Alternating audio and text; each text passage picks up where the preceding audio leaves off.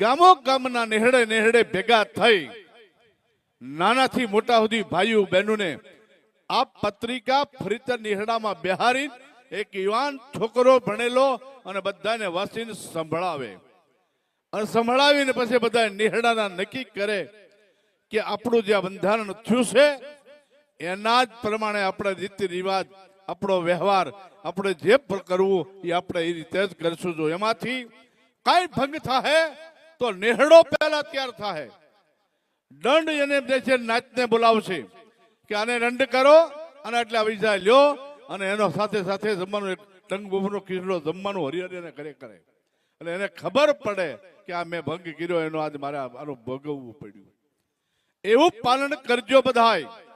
અને સમાજનું બંધારણ સમાજના નીતિ નિયમ જે લખ્યા છે એમાં કોઈ ભંગ પડશે ને તો એ દોષ ભગવાનનો પણ દોષિત થાય.